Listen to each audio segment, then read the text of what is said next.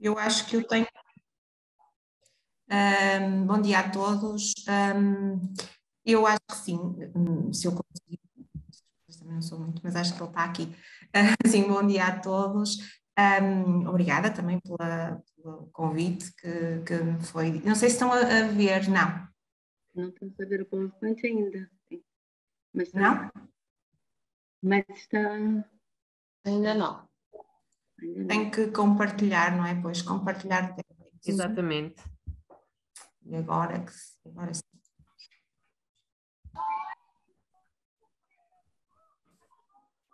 sim? Agora sim. Tá? Obrigada, Fátima. Tá, já se vê perfeitamente. Ok, acho que é por aqui. Pronto, aquilo que a Nélia me pediu, no fundo, foi para contextualizar um bocadinho as questões da pobreza infantil em Portugal. É também disso que eu sei falar mais, não é? Portanto, é nesse contexto que estarei aqui. O projeto está mais vocacionado para as questões da alimentação, mas eu irei falar um bocadinho da dimensão da pobreza infantil em Portugal, os números que nós temos, o caminho que temos feito, não é? E também, pronto, destacar algumas das intervenções sociais e se calhar mais localizadas que têm algum sucesso e alguma efetividade junto da vida das crianças. Relativamente ao conceito de pobreza, não está a passar, não está.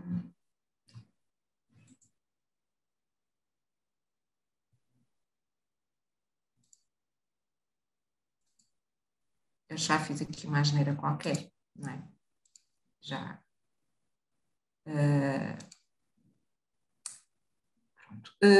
Relativamente ao que é a pobreza infantil, nós nunca podemos desligar a pobreza infantil dos números da pobreza em geral, não é? No entanto, em Portugal e em outros países tem dimensões próprias e no contexto nacional tem sempre números mais elevados do que a totalidade da população, ou seja, as nossas crianças, percentualmente, encontram-se em situação de pobreza mais do que a totalidade da população. E depois há um conjunto de aspectos que têm a ver com a idade, não é? Com o facto de serem crianças, que não se refletem noutras camadas etárias, nomeadamente as questões relacionadas com o abandono e insucesso escolar, com a prevalência de determinado tipo de maus tratos, de abusos, de exploração, portanto, alguns tipos de vulnerabilidade que aparecem apenas nestas camadas etárias. A pobreza nas crianças tem efeitos individuais, mas também tem efeitos geracionais, ou seja, depois vai-se repercutir ao longo da vida adulta destas crianças. Claro que nós não podemos dissociar a pobreza das crianças da pobreza dos seus pais, caso as crianças vivam em contextos de família ou em outras situações, essas crianças estão institucionalizadas. E por isso a pobreza é uma conjugação de vários fatores, de vários atores, e não podemos dissociar a pobreza infantil de um conjunto de determinantes estruturais que influenciam claramente a situação em que se encontram as nossas crianças, neste caso, em Portugal. Por isso é um fenómeno muito complexo, com muitos fatores envolvidos. A questão do rendimento, a questão económica, é uma questão importante, como é lógico, e é por aí que se mede a taxa de pobreza infantil. No entanto, é muito mais do que isso, não é? Portanto, é dessa forma que nós definimos a pobreza, e por isso o facto de uma família não ter um rendimento que permita suprir todas as necessidades da criança sabemos que a criança está em pobreza infantil, está em situação de pobreza, no entanto, há outras dimensões que depois que vamos falar e que também importam neste conceito. A situação de pobreza é em si mesmo um fato, prova que nós temos uma sociedade que não respeita os direitos humanos fundamentais. Quando nós tivermos níveis de pobreza como temos, sabemos que há muitas crianças que não estão a conseguir ter os seus direitos fundamentais cumpridos. E depois há uma questão também que provavelmente depois nos projetos que vamos ouvir podem surgir, é que a questão da pobreza nas crianças, nós sabemos que há muitos estigmas e muitos estereótipos relacionados com as pessoas pobres ou as pessoas em situação de pobreza, mas também há esse mesmo estigma relacionado com as crianças. E, portanto, é ainda mais penoso para as crianças esta dimensão, ou seja, as crianças já vivem uma situação em casa com más condições de habitabilidade, com má alimentação, com um conjunto, com violência, com maus tratos, etc., mas depois, em contextos sociais de interação social, quer seja na escola, quer seja num centro de saúde, quer seja noutro contexto qualquer, ainda existe um estigma associado àquela criança viver num bairro ou viver num acampamento, não é? Porque nós ainda temos muitos.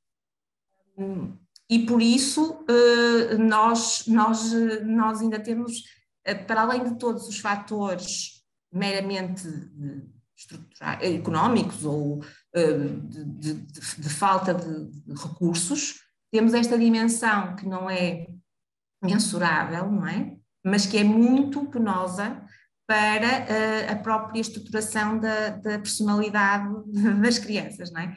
E, portanto, aqui nós nem sabemos ainda muito bem como vamos resolver este. E é que as questões financeiras, de rendimento, muitas vezes, pensando facilmente, se houver mais apoios, não é? Pode, mas esta dimensão não. Esta dimensão é preciso ser trabalhada nas escolas, em vários contextos de serviços públicos, de uma forma estrutural, não é? E eu acho que temos aqui pessoas que nos podem depois falar disto de uma forma, se calhar, na primeira pessoa. Na primeira pessoa, no sentido que trabalham com estas situações no terreno. E, portanto, para além disso, a pobreza tem custos associados, muitos custos, para além dos custos sociais, não é? Porque vão influenciar o futuro dessas crianças. Os custos económicos também são muito, muito, muito elevados, porque nós sabemos que estas crianças potencialmente irão ter níveis de educação e de qualificação mais baixos e depois também níveis de empregabilidade, capacidade produtiva também mais baixos. Temos também as questões associadas às próprias transferências sociais, que são muito necessárias, portanto, não estou aqui a dizer que isto são importantes, mas acabam por ter muitos custos associados, e depois os custos geracionais, ou seja, as crianças que nascem em famílias pobres têm logo à partida um conjunto de handicaps que podem, e muitas vezes são ultrapassados, não vamos dizer que não, e bem, mas podem nunca vir a ser ultrapassados, e portanto nós hipotecamos logo à partida, não é? Com as questões da pobreza, o futuro das crianças. Depois, relativamente a este conceito de pobreza infantil, a EAPN tem um grupo de trabalho há muitos anos ligado a esta questão da pobreza infantil e que a Rosinha Madeira participa. Não é um grupo muito reúna muitas vezes, mas existe, ainda não termina. Nós usamos muito o conceito de bem-estar infantil. Portanto, aquilo que nós gostávamos que acontecesse é que se trabalhasse nesta dimensão. O que é o bem-estar infantil? E aqui nós tínhamos aqui assegurados todos os direitos da criança, os direitos humanos e os direitos da criança, e tínhamos aqui todas aquelas dimensões que são, no nosso entender, não só no nosso entender, também muitos estudiosos nesta matéria, que são importantes para nós termos uma infância promissora, feliz, portanto a questão do acesso ao alimento, à água, a uma família, a condições de acolhimento desejáveis, à educação, ao lazer, à proteção em casos de negligência e maus tratos, e também a ter a sua opinião, ou a poder demonstrar e expressar a sua opinião e participar nessas mesmas decisões. Portanto, é esta, no fundo, é este o conceito sobre o qual nós procuramos sempre trabalhar e sempre em que acreditamos, basicamente. Pronto, relativamente aos factos, aquilo que nós temos neste momento são os últimos dados disponíveis que nos dizem que nós temos um risco de pobreza em 2020 de 18,4%, que já cresceu relativamente a 2019 e depois vai subir mais agora, provavelmente, não é? Com estas questões da crise, da guerra, etc. E este crescimento do risco de pobreza tem vindo a afetar todos os grupos etários e nestes últimos dados, especialmente os adultos em idade ativa e a população idosa. Nos jovens menores que 18 anos, nas crianças e jovens, aumentou também, portanto nós neste momento temos uma taxa de 20,4% de crianças de risco de pobreza infantil. Também percebemos pelos dados que este crescimento do risco de pobreza foi mais severo nas mulheres, em particular nas mulheres idosas. Portanto, os últimos dados também do Eurostat dizem-nos que os números da pobreza também na Europa têm vindo a aumentar e prevê-se que venham a aumentar ainda mais. Saiu em fevereiro deste ano um destaque do INE que nos fala um bocadinho das questões da privação material e social nos agregados familiares e que têm crianças com menos de 16 anos, neste caso. E aqui nós conseguimos perceber as percentagens de crianças, porque isto são as várias dimensões da privação material e social, que é um conceito criado pelo Eurostat e, portanto, que é usado em todos os países da Europa. E aqui nós percebemos as crianças que não conseguem passar férias fora de casa pelo menos uma semana por ano, e aqui temos 15,5%. As questões das atividades extracurriculares ou de lazer, 9,7%. A questão da participação em viagens e atividades escolares não gratuitas é 6,6%. Das crianças que têm a possibilidade de substituir roupa nova ou comprar roupa nova, portanto, e 1,6% de celebrar em ocasiões especiais, 1,5% convidar amigos de vez em quando para brincar e comer juntos, coisas básicas. E aqui percebemos que esta questão das atividades extracurriculares e de lazer ainda a percentagem é bastante elevada, assim como as férias, não é? E que a questão das atividades extracurriculares, o desporto, a música, as artes, o que quer que seja, fazem parte do desenvolvimento de qualquer criança e ainda não são acessíveis a todas. Nós falamos da escola a tempo inteiro, não é? Da escola, mas depois percebemos que há coisas que ainda não chegam a todas as crianças. Esta já passei. Depois há este dado também que vem neste mesmo destaque do INE, que nos diz que neste mesmo item da privação material e social, sem capacidade financeira para ter uma refeição de carne ou peixe ou equivalente vegetariano de 2 em 2 dias, nós temos 2,4% da população portuguesa. E destes, com menos de 16 anos, estão 1,4%. Portanto, não é um valor muito elevado, mas é um dado importante, não é? Que nos permite perceber como vivem algo, e isto porque nós temos as escolas, não é? Que fornecem as refeições no período letivo e também não letivo. Temos também muitos projetos que apoiam crianças todo o ano, não é? CLDS, programas de escolhas, etc. Por isso é importante também refletirmos sobre estes dados. Pronto, os desafios que nós temos vários desafios.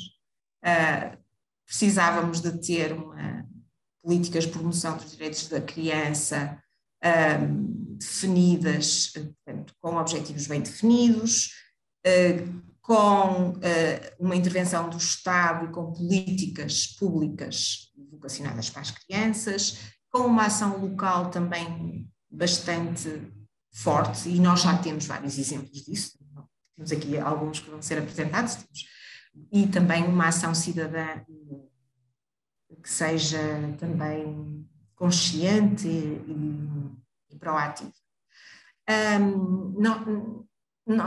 Nós precisamos de uma política da infância que tenha em conta, para construirmos política pública na área da infância, nós precisamos de conhecer a situação das crianças em Portugal. Precisamos de perceber os números, aqueles números de que falei há bocadinho, que são muito gerais, e portanto precisamos de perceber melhor a situação das crianças nos diferentes contextos, não é? Nos diferentes territórios, nos diferentes concelhos, nos diferentes distritos, não é? E precisávamos também de ter uma unidade de referência estatística própria para a criança, não é? Porque os dados que nós dispomos são dados que são referentes ao agregado, temos muito pouca informação específica das próprias crianças, e portanto, para definirmos medidas de política que vão ao encontro dos problemas que enfrentam as crianças, nós precisamos de ter diagnósticos mais precisos, mais próximos das realidades. As câmaras podem ser um ótimo veículo, as juntas de freguesia também, para fazer este trabalho. Tem que haver vontade política, mas também tem que haver dinheiro, não é? Orçamento, para poder fazer este trabalho, não é? De outra maneira não é possível. Pronto, nós vivemos num Estado social, não está em questão, não é? Mas precisamos de medidas concretas de combate à pobreza, e também, pronto, que tenham em conta as crianças, mas que tenham em conta a pobreza, mas que tenham uma incidência em toda a sociedade, ou seja, nós não precisamos de medidas pontuais para resolver um problema pontual, porque nós sabemos que os problemas são estruturais, são variadíssimos, e portanto nós não podemos só ir por um lado e depois deixar a descoberto o resto dos problemas. Pronto, precisamos também que haja a participação das crianças, não é?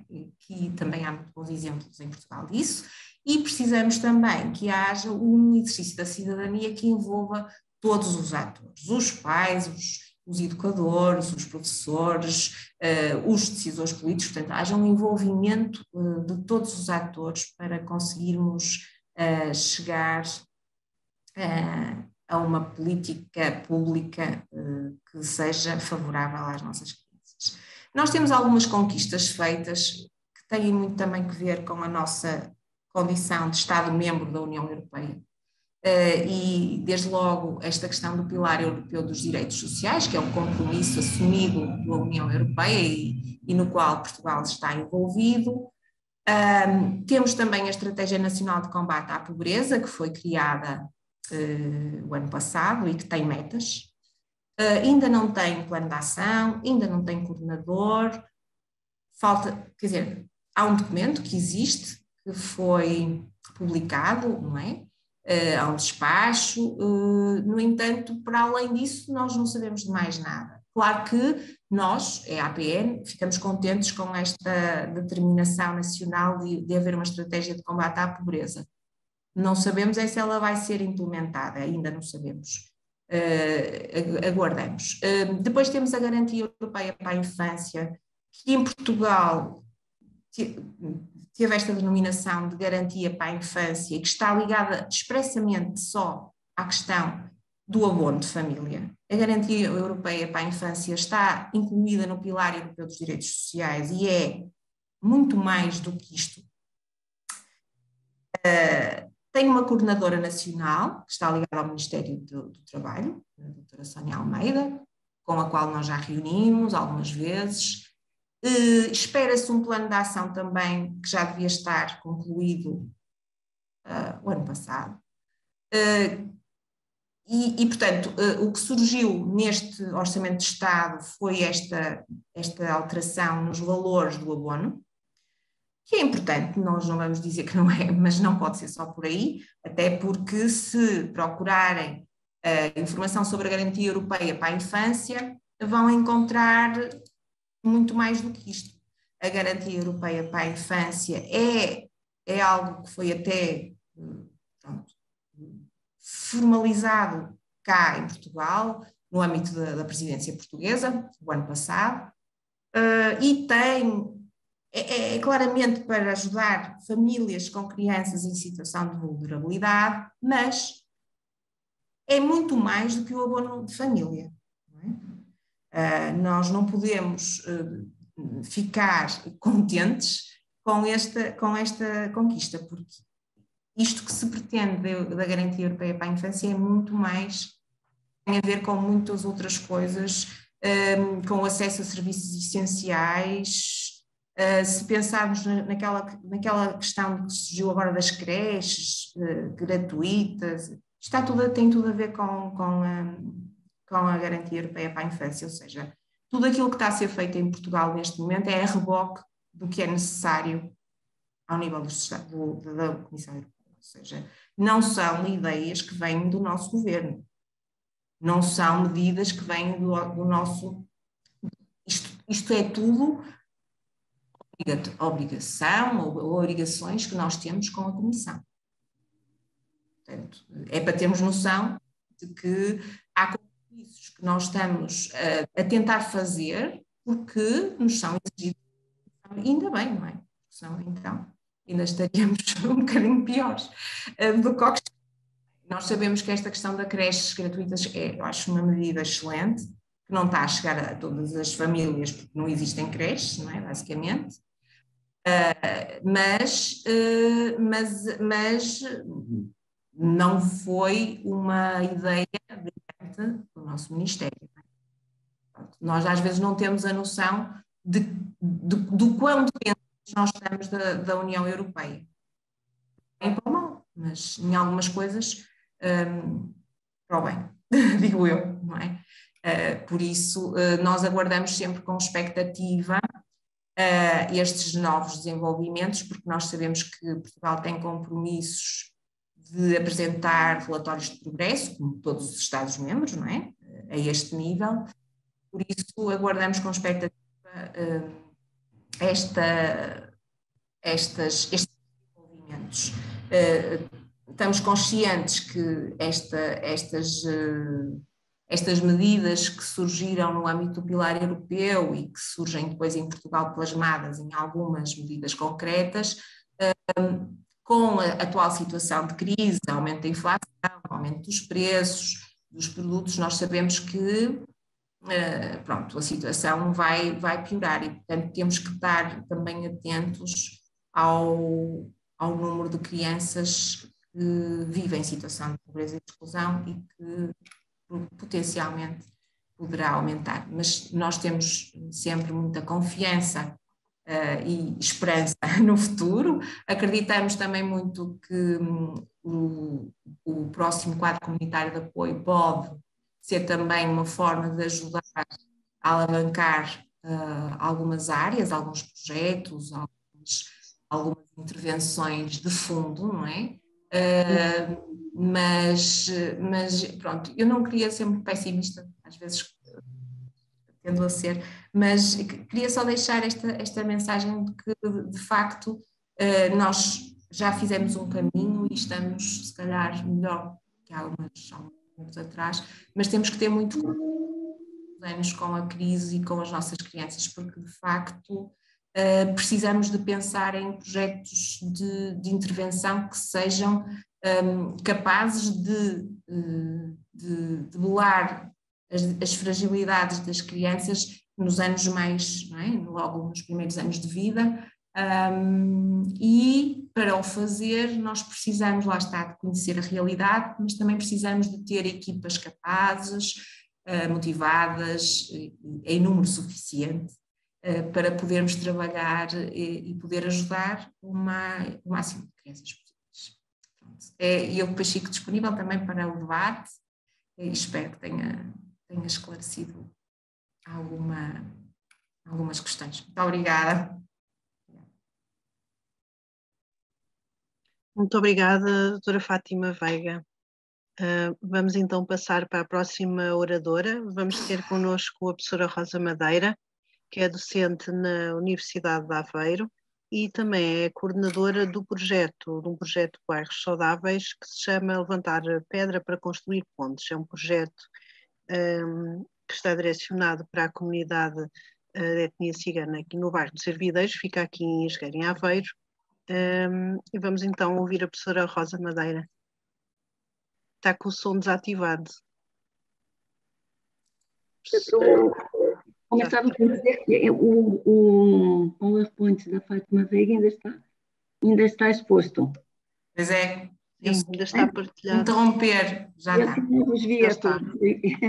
Então, bom dia a todos. Eu quero agradecer muito, muito, muito o convite, porque pela situação de que se o incômodo com as realidades de que falou, acaba de falar a Fátima Veiga, era grande há uns anos atrás, nesse momento são bastante agravados pela nossa passagem e imersão num contexto de pobreza. Portanto, não é pelos indicadores, nós estamos a sair do Covid, nós tínhamos saído de uma crise econômica, portanto, a pobreza infantil, do tempo em que eu participava no grupo, não é? Mais ativamente, porque me sinto comprometida na mesma, mas houve, em cima disso, um recuo bastante grande da situação no período da crise econômica, e, entretanto, nós tivemos o Covid, o período do Covid, e nesse percurso, portanto, tivemos um tempo de melhoria, e, entretanto, veio o Covid, e o que aconteceu comigo foi que essa combinação, esse percurso de sair de uma desilusão muito grande com o agravamento da pobreza na altura da crise, com alguma desumanização do modo como as crianças foram tratadas, com cortes de abono, com redução das prestações do RSI, que lhes permitia comer, e ter aparecido um período florescente de melhorias, e depois, quando nós tínhamos toda a esperança, apareceu o Covid, isso teve um impacto grande e quase que me precipitou na aventura dos bairros saudáveis, na aventura dos bairros saudáveis, que foi referida há bocadinho como meu lugar de referência, até mais nesse caso do que a universidade. Nós temos pouco tempo e, portanto, eu tentei fazer um PowerPoint, que é coisa que eu nunca gosto de fazer, para estruturar um pouquinho a minha comunicação, pensando que com isso posso vos aproximar um pouquinho daquilo que é discutível a seguir, tá bem? Portanto, eu ia fazer uma passagem para um PowerPoint, não quer dizer que eu não abandone. Quando sentir que fica mais, que dialogo melhor com aquilo que foi dito, a partir sem o PowerPoint. Então, eu vou partilhar num instantinho. É esse daqui. Ops, então vamos cá ver aqui. Eu não sei se já estão a partilhar a tela. Estou a partilhar a tela. Sim? Pronto. Então, deixe-me ver se, quando entro na relação, sempre fico aqui a procurar uma posição de conforto.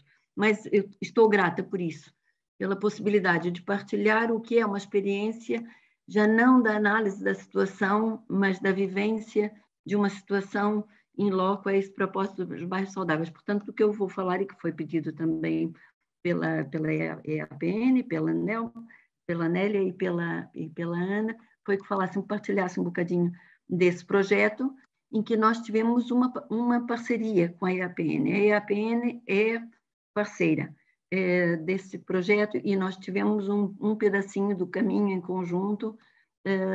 Não só esse percurso foi partilhado através das reuniões gerais, quanto também de uma ação que a EAPN fez na concretização de um sonho que andava entre as crianças, que era a criação de uma horta. E, portanto, isso para dizer que a Nélia e que a Ana têm autorização para dizerem, eu sobre isso quero dizer alguma coisa, está bem? Então, pronto, o projeto chama-se Levantar a Pedra e Construir Pontes, insere-se no programa dos bairros saudáveis, surgiu na altura como um desafio de nós enfrentarmos o Covid tendo atenção aos grupos vulneráveis numa lógica de território. É difícil, porque o que o Covid nos fez foi nos confinar os técnicos, confinar as ações, confinar as populações. E os bairros saudáveis vieram nos desafiar a enfrentar a vulnerabilidade, portanto, as questões do agravamento da pobreza, do isolamento, da rejeição, das intermitências, das inconsistências dos apoios sociais, das dificuldades de comunicação nos serviços, em condições absolutamente adversas, mas nos dizendo que condição necessária é que seja no território. E, portanto, trocou-nos as voltas e muito bem. Até aí, o que é que nós tínhamos feito? Porque penso que isso é relevante para aquilo que nós estamos a falar aqui. Nós, na universidade, o que é que vem da universidade para esse processo? Nós tínhamos um compromisso grande ao longo do tempo com as infâncias invisíveis. Nós trabalhávamos na formação de educadores e de professores, mas a sensação sempre de mal-estar, no sentido de que quanto mais nós reificávamos um modelo de infância, um discurso sobre a infância, sobre bem-estar infantil, ou outro, ou sobre aprendizagem, quanto mais apurávamos esse conceito, maior era a invisibilidade das crianças que não cabiam naquela norma. E a ponto de termos criado uma formação complementar, que chamamos Educação Social, como vocês sabem, trata com grupos vulneráveis, mas com a intervenção comunitária, que isso é problema de todos nós. Mas isso era uma preocupação. Portanto, vem com essa noção de que há infâncias que são invisíveis e que o pensamento que nós temos sobre o que é infância, o que é uma criança, pode ser mais um fator de cegueira. E nós tínhamos já consciência disso. Por outro lado, também tínhamos uma noção de que havia uma surdez grande para outros modos de ler o mundo. Sempre que discutíamos o caso das crianças com incapacidade, das crianças pobres, das crianças ciganas, das crianças africanas, imigrantes ou outras refugiadas ou maltratadas, a verdade é que havia uma surdez, porque o nosso discurso, construído, edificado pelo conhecimento, pelos conceitos, era de tal forma estratificado, né, codificado, que ficava de fora a possibilidade de nós entendermos a diferença não como um defeito, não como um defeito, mas como um feitio, como alguma coisa que é inerente ao campo, está lá, que não é um problema. E, portanto, a questão do autocentrismo, do etnocentrismo dos grupos profissionais e do autocentrismo das instituições, nós também já tínhamos bastante consciência na altura do desafio. Por outro lado, descobrimos também, tínhamos já a noção de que é o que vai acontecer aqui. A Fátima Veiga esteve a falar de políticas públicas, de estruturas, de quando as coisas são viabilizadas ou não a nível do sistema.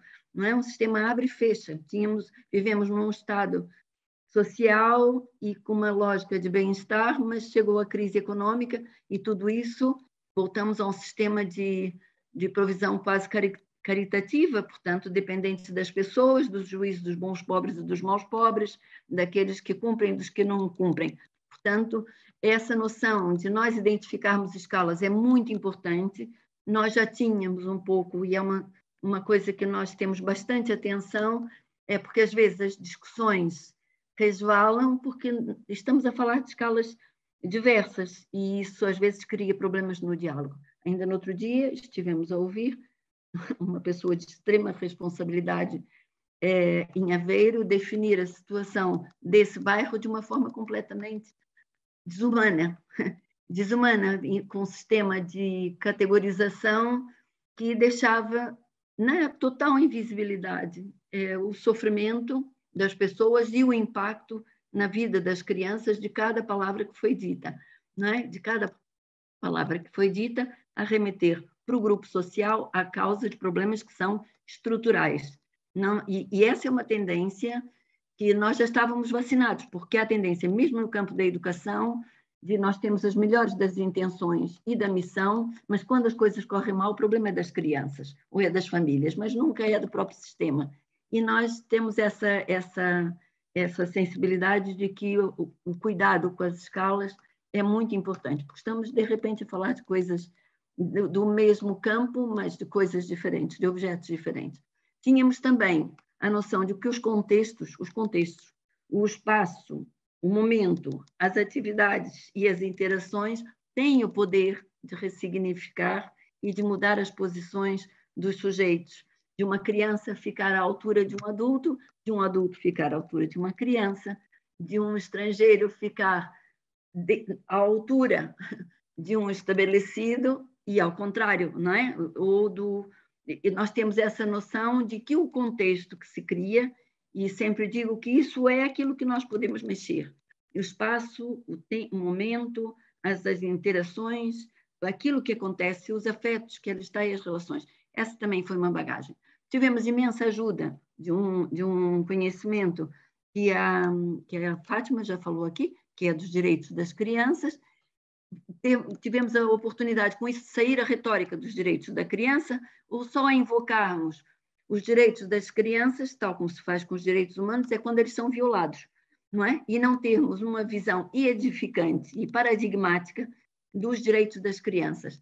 E o facto de se pensar não na provisão, que ocupa os técnicos, não na proteção, que é de quem socorre as crianças, mas também na participação, e ver no princípio, nos direitos de participação, uma condição necessária da qualidade da participação, da provisão e no nível da proteção, também foi uma ajuda, um repertório interessante que foi para esse projeto.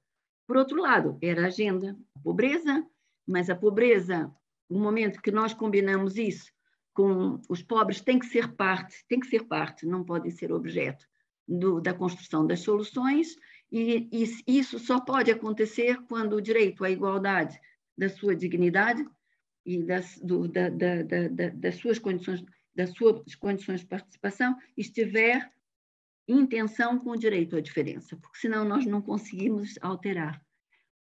Isso nos levou a ações que todos vocês conhecem, que foi levar os meninos e meninas como cidadãs à universidade, para a universidade aprender. Não foi para ensinar, foi para aprender. E, por outro lado, tivemos nessa ligação que tínhamos com as crianças, e as crianças em situação de pobreza, e os territórios em situação de exclusão, de invisibilidade e de exclusão, também foi um patrimônio grande que permitiu que nós assumíssemos o desafio dos bairros saudáveis com mais coragem do que medo, porque tivemos as duas coisas. Trouxe aqui essas imagens só para... Deixa eu ver se eu consigo aqui passar. Sim, são algumas das imagens dos momentos dos meninos na universidade, aqui está a exposição da EAPN. Eu ando a perseguir sempre a EAPN, por isso que foi nós inserirmos como uma diferença a discutir no contexto acadêmico a pertença à comunidade cigana, a comunidade cigana. E, nessa altura, fomos convidar, nas escolas onde havia meninos e meninas ciganas, e vou usar essa expressão, sabendo que a linguagem correta é Roma, são as crianças Roma, e agora eu penso que houve uma medida política de se referir à etnia como um fator de proteção para escapar à ciganofobia. Mas, entre nós, eu vou continuar a usar a terminologia cigana, porque sei com quem estou, não é? E, portanto, nós convidamos crianças em todas as ações que nós fizemos, da Cidade Amiga das Crianças, no treino de escuta das crianças, dos nossos formandos, nas sessões de multiculturalidade, nós sempre fomos à procura dessas crianças. Mas fomos à procura dessas crianças nas escolas, como alunos. E, portanto, eles vinham muito alinhadinhos. Nós tínhamos a noção da conexão, ver se o grau de atenção às perguntas que fizeram, os problemas que colocaram, não só na exposição, mas aos formadores, quanto a outros departamentos, como é o caso do terceiro, o terceiro fotografia, é no departamento de música, na visita dos vários departamentos, nós tivemos, e isso foi um fator absolutamente crucial para nós termos acesso às pessoas na altura do Covid. Não é? Tudo isso que eu tenho referido não é para uma contextualização acadêmica, é para vocês saberem, não ficarmos com a ideia de que há o saber por um lado e a ação e a imersão por outro. Não, nós fomos com coletes de alguns coletes de salvação e algumas boias quando surgiu os bairros saudáveis e colocou desafios incontornáveis. As candidaturas dos bairros saudáveis exigiam que houvesse uma noção do território como locus de intervenção. Portanto, logo nos ofereceu um contexto, que é onde nós acreditávamos já que poderia haver transformações. Por outro lado, outra condição é que os moradores, os participantes, os sujeitos, fossem participantes, não fossem ouvidos depois, não recebessem o que nós levávamos, mas fossem parte da concessão das soluções para os problemas que eles haviam de definir com a nossa ajuda, como é óbvio, porque nós levávamos a bagagem, não é? E, por outro lado, punha também como um desafio também incontornável, é que as instituições de saúde, a ARS e as autarquias, as juntas de freguesia, validassem a nossa leitura do território. Portanto, aquilo que a Fátima também referiu há bocadinho, de nós termos atentos aos números, aos indicadores, não é? Os bairros saudáveis não nos dispensou disso, porque nós tínhamos que ter o diagnóstico de saúde do território a partir de entidades que se situam a uma escala de observação diferente, que objetivam a um nível em que nós podemos reclamar políticas sociais e responsabilidades. Não é uma questão da perícia do técnico, mas é de instâncias de política social. Portanto, isso, os bairros saudáveis, felizmente, nos impôs essas condições, o território, a participação dos moradores e a avaliação de uma leitura do terreno à partida. E foi realmente um contexto desafiador, na medida em que mobilizou, o que é que mobilizou nossas disposições? Foi testar os limites e os saberes que nós já tínhamos constituídos sobre a participação dessas crianças, que são visadas em termos de desproteção, são visíveis em termos de desproteção, mas são invisíveis do ponto de vista da sua ação social, do seu repertório de sobrevivência e das suas condições, circunstâncias de precariedade e exclusão. Pensar, por exemplo, no RSI, sem pensar que a intermitência de uma provisão qualquer por uma falha de um adulto significa fome durante uma semana, ou durante 15 dias, ou a mudança de casa para comer na casa do outro, é de uma cegueira extrema. E nós tínhamos essa percepção dessa invisibilidade. Portanto, nós queríamos testar os limites daquilo que nós sabíamos no terreno sobre isso. E o desafio era ir, como se não soubéssemos, ouvir e reagir à situação de vulnerabilidade das crianças do bairro 2. E o bairro 2 dos Hervideiros tem, se nós lermos o diagnóstico social, vemos que os outros são lidos como o 1 e o 3, como um lugar de famílias. O bairro 2 é descrito como um território de passagem, de instabilidade, porque havia 10 pessoas reclusas, é muito visada pelas questões de alguma atividade, de atividade ilícita, que nunca nos ameaçou. No período em que estivemos 1 mês a 14 meses lá dentro, todos os dias e a qualquer hora, não é? Mas era ir, ouvir e reagir a essa vulnerabilidade agravada. Dizer é o bairro dos criminosos é coisa audível, não é? Ou como, se vocês ouvem o que diz o que foi dito na Assembleia, vocês veem como o bairro é definido. Mas no diagnóstico social mesmo é feito aqui essa noção de que são fragmentos de pessoas e não uma família. E é uma família. E, efetivamente, é de um casal que comprou uma casa, que tinha 5 filhos, que tiveram as suas famílias e que vivem lá, com vidas complicadas, mas que são uma família. E até essa identidade, sentido de pertença, em termos daquilo que é a visão que leva os técnicos ao território, está adulterada pelas circunstâncias de cada serviço se ocupa de uma parte do problema e não vê o todo no conjunto e, sobretudo, a vulnerabilidade, a extrema fragilidade de crianças que nem têm a mãe, nem têm a avó, mas que o bairro, por ser uma família, não a protege na situação de extrema pobreza, extrema exclusão e de tensão da relação com as instituições. É um lugar remoto de existência. O contacto, quando não fomos lá, o que nos deparamos foi com isso. É um bairro que fica rodeado de 10 toneladas de lixo e onde o lixo deixou de ser retirado há 5 anos. Eu não quero imaginar o que seriam 5 dias sem tirarem o lixo aqui da minha porta. Nem 5 semanas, nem 5 meses, mas são 5 anos. Aquilo tinha um posto de recolha de lixo, foi desativado a partir do momento em que o caminhão da recolha do lixo partiu uma peça e, portanto, aquelas populações, essas crianças, perderam o direito de terem um ambiente onde não se acumulassem 10 toneladas de resíduos. 10 toneladas. Com o agravante de que, como havia uma lixeira naquela zona, elementos da população vão lá depositar lixo. E toda essa culpa da acumulação do lixo é atribuída à própria comunidade. Portanto, quando nós fomos falar com a comunidade, com as mulheres, com as avós, elas disseram, é o lixo. Nós temos que atravessar um caminho com valas enormes, com poças enormes, levamos os meninos às costas, levamos toalhetes para eles chegarem na escola limpos. Atravessamos uma estrada onde agora há uma passadeira e onde há um passeio, mas não havia, a ponto de nós termos que jogar pedras à estrada para podermos atravessar a rua.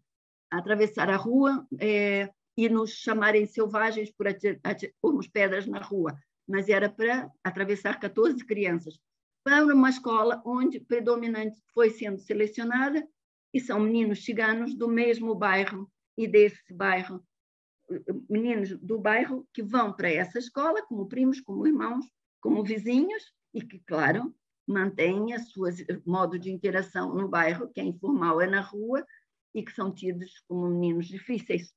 Essa população, essa escola está aberta porque a população é recomposta agora com meninos brasileiros, mas já foi com meninos africanos. Portanto, para se manter aquela reserva, protegendo... Ora, de Portugal, parece que ninguém está. Como? Ora, Portugal.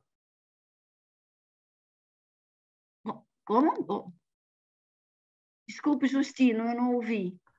Não, parece que já começaram há 1 hora atrás. Bom dia. Eu creio que o Justino ligou o microfone sem querer. Está bem. Força, okay. Rosinha. Desculpe, então, ter dado... Obrigado, desculpa. Pronto, o que nós encontramos foi isso, essa queixa do caminho, que tornava a ida dos meninos em condições de higiene, dependendo do tempo, da meteorologia, capazes ou não de irem à escola, e as complicações que isso criava na vida. a questão do lixo, que não levamos só os meninos, temos que ir lá à beira da estrada levar o lixo, e é lixo de 30 crianças. E, portanto, de 10 famílias, é muito lixo. E, portanto, havia isso, e havia uma população, 50% da população tinha menos de 18 anos. Portanto, caberia uma causa levada à luz do paradigma dos direitos da criança e como uma luta por direitos humanos de crianças que ainda, de uma população, que metade da população recai naquilo que pode ser protegido à luz da Convenção dos Direitos das Crianças e deve ser abordado como direitos humanos. Mas a fragmentação da nossa lógica faz com que sejam lidadas com crianças de risco, como utentes da RSI, como alunos da escola, como de apoio psicológico, e, portanto, permite, é fragmentado. Portanto, bendito os bairros saudáveis que obrigaram a leitura do território, uma leitura integrada. Essa primeira fotografia foi a boa-fé da universidade, não é? Que logo no primeiro encontro, para fazer o diagnóstico do que era possível fazer, leva o material da RS ampliado para contar histórias que se contariam a qualquer outro menino em qualquer outra circunstância sobre o Covid. Vocês estão a ver que os meninos estão próximos, aproximaram-se, mas se olharem para as expressões dos meninos, dizem, olha, outra. Mais gente que vem para cá a querer que sejamos como crianças, sejamos o que a vida não nos permite que seja.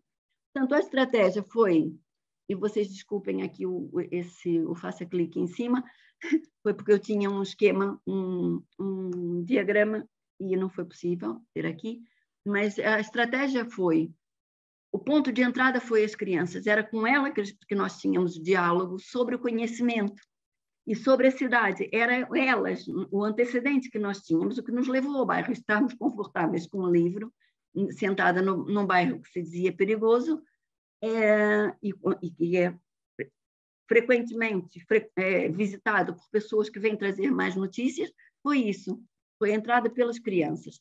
Nesse projeto, e a EPN é testemunha, a nossa teimosia de não, é com eles que nós falamos, são eles que leem a realidade. A sociologia da infância tem dito que as crianças têm uma capacidade de objetivar a realidade que nos ajuda imenso, porque nós as vemos à luz do nosso critério pré-categorizado. Portanto, o projeto beneficiou imenso dessa leitura imediata, não só dessa capacidade de objetivação, de forma simples, daquilo que era inadiável, quanto também dos sonhos, daquilo que elas desejavam que fosse mudado. Tínhamos a segunda estratégia foi, a par dos meninos, as mulheres, mas no papel de conselheiras, não de mães nem de avós, mas de conselheiras dos meninos e nossas conselheiras. Isto foi valiosíssimo e foi contratar mulheres do próprio bairro. Nós contratamos, foi uma característica do projeto, eram 50 mil euros. O nosso conceito nesse projeto foi: o dinheiro não pode ir para outro lugar que não para o bairro. A forma que nós entendemos, e com a ajuda das mulheres, foi encontrar as 3 jovens mulheres com maiores habilitações no próprio bairro, que nunca tinham tido experiência profissional, e por conselho delas, um jovem cigano do bairro também, não mora nesse momento fora, mas é do bairro, cresceu no bairro, que tinha tido uma experiência no projeto Escolhas, e, portanto, ele ajudou a criar um clima profissional do que seria um grupo de jovens mulheres.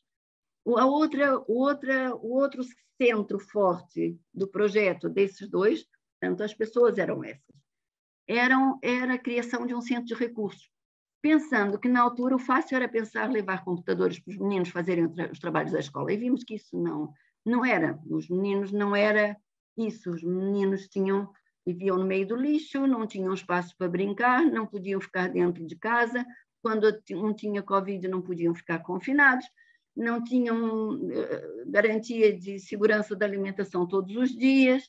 Tive lá algumas vezes ver meninos ir buscar batatas à casa da vizinha, porque aquela tinha tido a prestação social e a outra não tinha, e, portanto, nós tínhamos pensado num centro de recursos típicos educativo, mas, a certa altura, pensamos que o centro de recursos tinha que ter eram outros recursos, e que também haveriam de ser descobertos com as crianças, com o Conselho das Mulheres. Por outro lado, fizemos uma parceria monstro, mas que é uma mais-valia extraordinária desse projeto, porque nós fomos à comunidade Aveiro buscar todas as instituições que teriam um pedacinho da solução. A EAPN tinha a questão da pobreza, da compreensão da pobreza e das políticas, de como mobilizar as políticas para que nada faltasse aos meninos, porque tem uma trajetória grande de estudo da pobreza da comunidade cigana. Fomos à EAPN, depois com o programa da alimentação pensamos, olha que extraordinário, fomos a uma associação ambiental, fomos a associações culturais, uma associação cultural cigana e uma não cigana, e uma africana, porque é de um grupo minoritário. Então, pegamos associações culturais, pegamos a DCTR, um estúdio de música, só não temos a única instituição de apoio social, é a Caritas, e que nos cedeu o terreno não, a sede. Nós não tínhamos sequer sede, a universidade não tinha nada, senão aquela bagagem e essa disposição de enfrentar o desafio. E, portanto, os parceiros, nós fizemos já 3 reuniões, vamos fazer a 4ª, e nós nunca apresentamos os sucessos. Nós dizemos o que fomos caminhando com os meninos e solicitamos um envolvimento direto de cada uma das instituições para que aquelas crianças conheçam as pessoas e possam ir às instituições, para que quando o projeto acabar, está a acabar agora esse mês, elas saibam o caminho de instituições amigas do bairro, não só amigas delas individualmente ou da sua família, mas do bairro. E temos uma advogada que era para ser a Associação de Mulheres Juristas, mas que não houve tempo de formalizar as parcerias nesse termo. Temos a escola, temos o Instituto Paulo Freire, por causa da formação dos adultos. Fomos buscar, e temos a ARS e temos a Junta de Freguesia. Pronto. Isso é assim de maneira geral. Havia muita coisa para dizer aqui, mas eu não quero ir por aí, por isso é que eu vos disse que eu poderia abandonar a certa altura o PowerPoint. Portanto, aspectos aqui a sublinhar: o território, e partimos do território e da população objetivadas pelo diagnóstico e pelo plano de desenvolvimento social, porque isso era uma necessidade, não foi uma escolha. O segundo, e nós também tínhamos a noção da importância disso por causa da noção das escalas. Não podemos ter um mapa de pequena escala que nos dê as relações ampliadas com o Estado e com a cidade e não termos um pequenino que fosse da vivência dos moradores. E o território, como lugar de experiência de vida e de reprodução das desvantagens, como um terreno, com uma construção, com infraestruturas ou falta delas e com os apoios que tenham ou lhes faltam, ou são intermitentes sobre tudo isso. Tínhamos as trajetórias de exclusão vividas, as pessoas têm memória, estão incorporadas, elas reagem e nos respondiam e reagiam à nossa interação com essa bagagem que elas traziam de experiência, as redes tecidas entre as famílias e os sistemas da proteção e provisão das necessidades das crianças, não só as redes formais, mas as redes sociais entre famílias, e a autoperceção que a comunidade tinha, a percepção de distância da cidade. A gente dizia, não, Aveiro é longe, Esgueira não é. E eles são um bairro em Esgueira, entre Esgueira e Cacia, da cidade de Aveiro. Mas nós lidamos que era esse o nosso foco, os nossos atores eram aqueles. O processo, constituímos as crianças como investigadoras, mas houve um pré-requisito. A Caritas, quando nos cedeu o terreno, a sede tinha alimentos, tinha roupas usadas e objetos usados. Nós tiramos tudo para criar, tiramos tudo com discernimento, transformamos tudo em coisas que poderiam satisfazer as necessidades de várias pessoas. As mediadoras nos ajudaram, claro que levaram para famílias específicas nas medidas certas, não excessos, mas o que era fundamental, e o resto foi para outras crianças da escola. Mas nós fizemos questão daquilo ter um ambiente de investigação, o que não é fácil, e andamos na escola a passar filmes sobre o papel das crianças como investigadoras e como protagonistas de mudanças no próprio direito. Há um vídeo de uma universidade do Canadá que tem uma coroa, que é o poder dado pela Convenção dos Direitos das Crianças. Portanto, trabalhamos isso com os meninos e depois lhes demos um espaço vazio para elas serem investigadoras, que é o que vocês vão ver em muito poucas fotografias. O que nós fizemos ali? Tivemos uma aluna nossa fazer as genealogias, semanas e semanas, com as crianças discutirem quem era neto ou não da Dona Dolores, porque a Dona Dolores e o Sr. Manuel eram o topo da família, e descobriram que todas, com exceção de um menino, eram netos, filhos, primos e isso. Deu a reestruturação que isso causou nas relações entre crianças foi extraordinária, porque há crianças que estão vivendo na casa de uma tia hoje, de uma tia amanhã, e eram netas na mesma, só pela circunstância das mães ou a avó estar reclusa, não é? Genealogias e outras pertenças. Das genealogias, perguntamos onde é que estão os outros avós e sinalizamos no mapa de Portugal e no mapa europeu, porque um dos meninos era de Santiago de Compostela. E depois disso, foi a questão do ambiente. Tivemos outra aluna de Físico-Química que começou a perguntar aos meninos o que é que eles queriam fazer a roda dos alimentos, olha, nem de propósito, para essa discussão. E quando a minha aluna, a nossa aluna viu isso, ficou desgostosíssima, porque a roda dos alimentos é uma coisa que toda a gente fala e que eles estão saturados de ouvir. Aquilo são os alimentos que eles não podem comer, que não podem. E, portanto, a maneira como isso foi resolvido num projeto de investigação ação participativa com crianças foi eles fotografarem. Ela deu um diário para eles registrarem segunda, terça, quarta, quinta e sexta, e os meninos vinham com aquilo vazio, por vergonha, porque eles sabiam que o que era esperado normalmente era o que estava na roda dos alimentos, era o que eles não comiam. E, portanto, por vergonha, escaparam à tarefa estrategicamente muitíssimo bem. Nós tomamos a noção da competência deles, das comunidades deles, nos silêncios que eles fazem quando a diferença os inferioriza, a desigualdade os inferioriza. E, portanto, não fizeram. Portanto, usaram câmaras máquinas descartáveis daquelas, para fotografar os pratos de comida. Isso eles já gostaram. E viu-se que os pratos de comida que vinham eram enriquecidos com cenoura, com ervilha, com carne, ou seja, aquilo que eles tinham aprendido na escola e que era absolutamente contrastante com as panelas grandes de massa com salsichas. Ovo quando há. Ou quando chega algum cabaz ou alguma doação extemporânea, carne da Cruz Vermelha, ou coisa do gênero. Isso é o que nós estamos lá e testemunhamos. São as compras do continente, é a carne mais gorda, é o frango com mais osso, peixe nem pensar. Nós fomos com eles à Casa do Sal, na Figueira da Foz, e os meninos tiveram um desgosto quando souberam que era massa com peixe. Porque eles disseram, nós não gostamos de peixe, eles não comem peixe.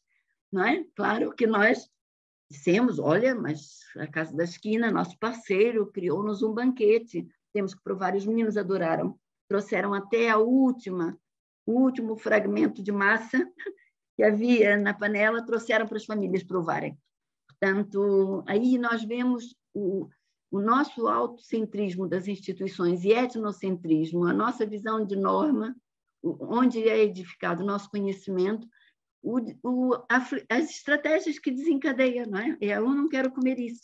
Levaram lanchinhos de sumos doces e bolicaus, mas trocaram, naquele contexto relacional, trocaram pela massa do peixe. E ainda ontem, as mulheres estavam dizendo que maravilha que era massa com peixe. Não tem dinheiro para o peixe. E também não tem acesso a cabazes, também não tem, aquela população não tem.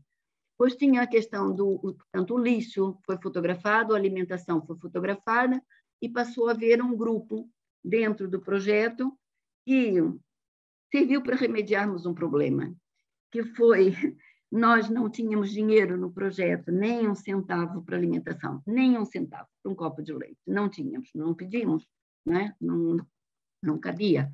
E, portanto, as crianças tinham fome quando estavam a fazer a investigação das genealogias e do espaço, tinham fome, e nós inventamos uma estratégia com micro-ondas, que era o snack com ciência, que era comerem pipoca, porque o milho é nutritivo, e transformar o leite em iogurte, também é nutritivo, e ver a pipoca no micro-ondas e a pipoca no fogão, quais eram as relações do calor. A professora era físico-química, os miúdos ficaram apaixonados pela ciência, pelo estatuto de saberem coisas que ninguém sabia, e iam matando bicho, não é?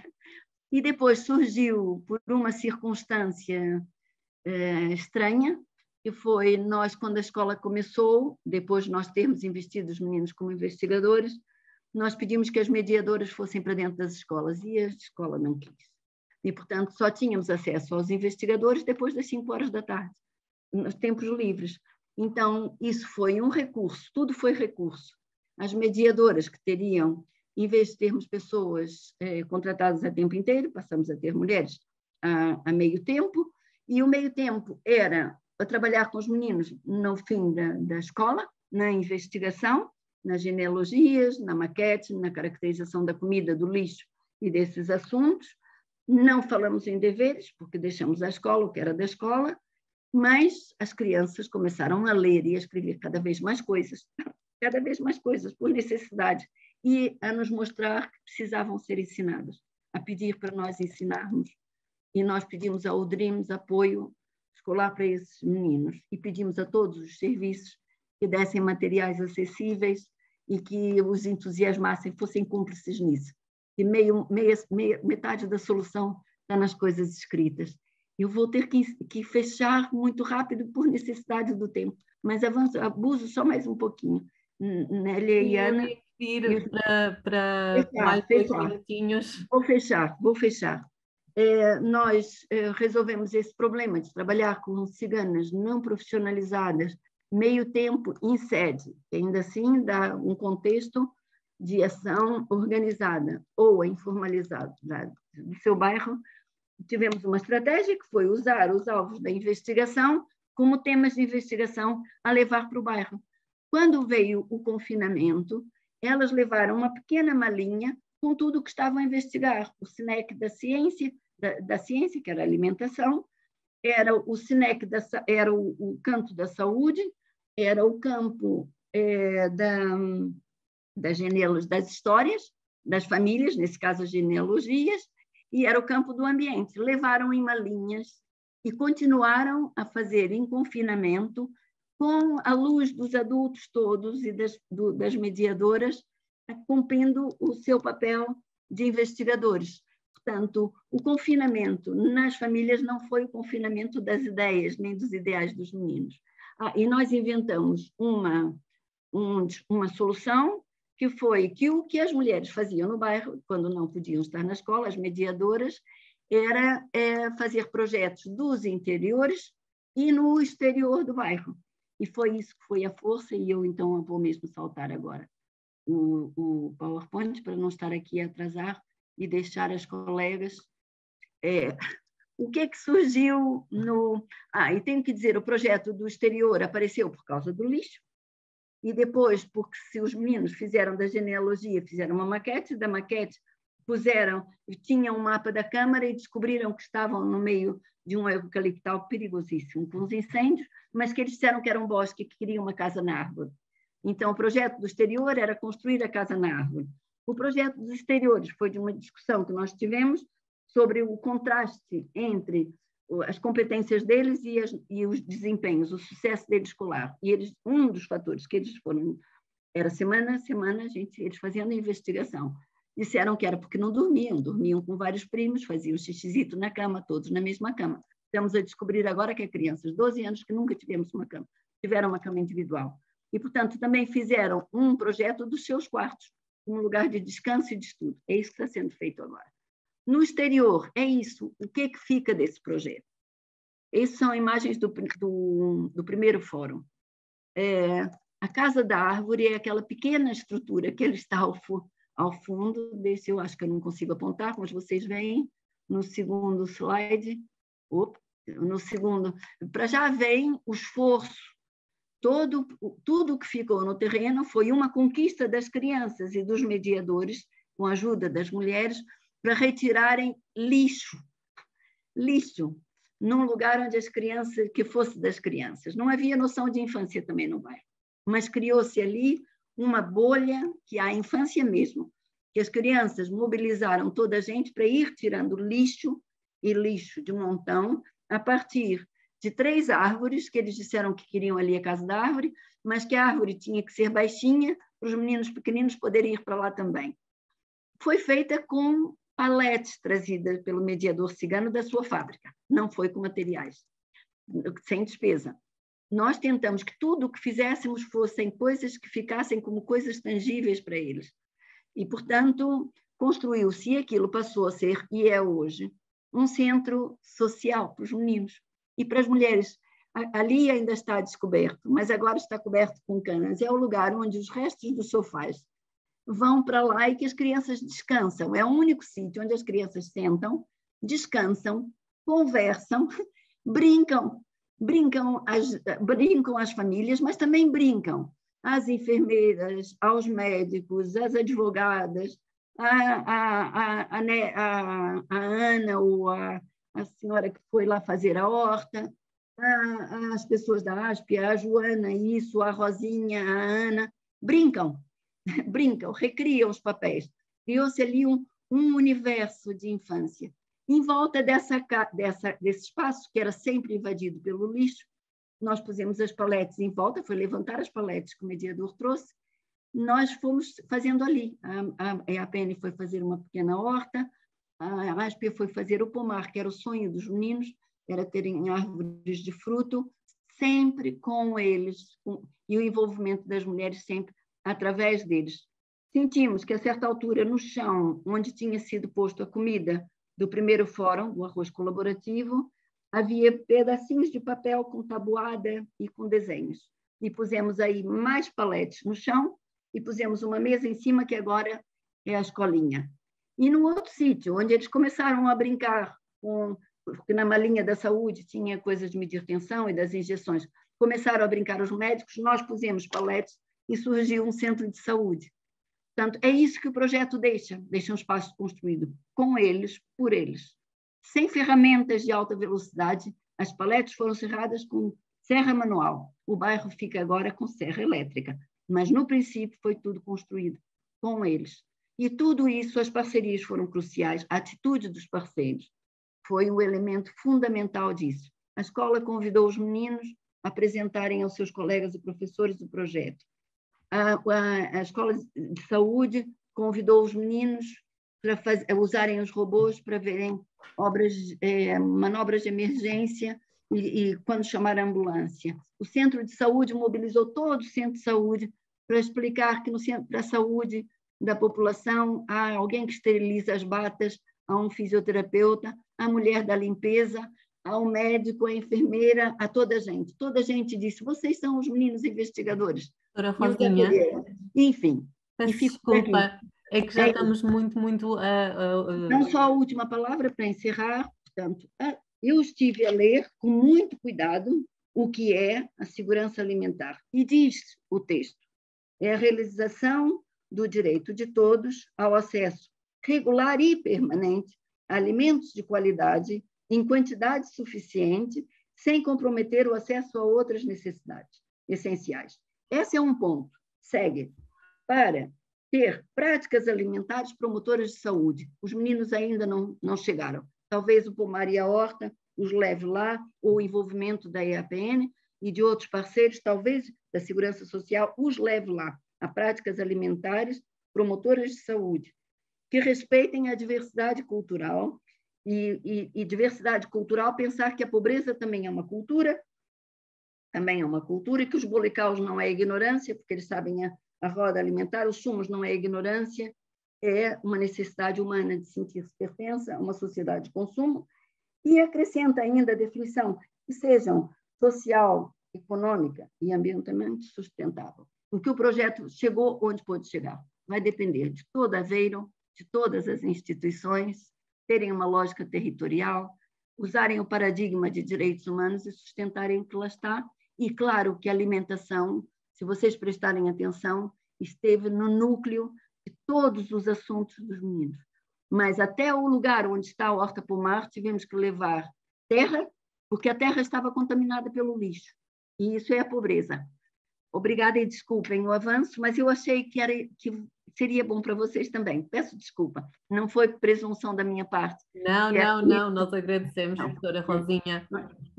O projeto é realmente uma coisa, e é pena, não é? Porque estes projetos têm um prazo muito curto e só nos permitem ir até determinado sítio antes de os terminar. Eu, antes de passar a palavra à doutora Clarice Mateus, queria só acrescentar aqui 2 ou 3 coisas.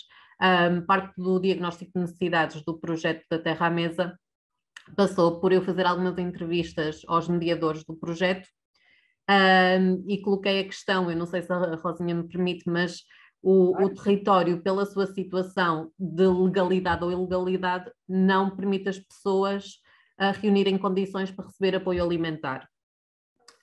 O que é que isso leva? Leva a que a sua capacidade de acesso a alimentos é muito reduzida. Eu a perguntar a uma das mediadoras como é que estavam a agir perante pronto, a inflação de preços que está a decorrer, a resposta foi: compramos menos, ou seja, a massa, o arroz aumenta, o restante diminui, dentro de um cenário que já é muito precário. A segunda coisa foi os mediadores mostrarem uma lista de alimentos frescos que os meninos sonhavam ter, e nós tentamos trazer para a horta o máximo possível, mas também os levamos a conhecer uma das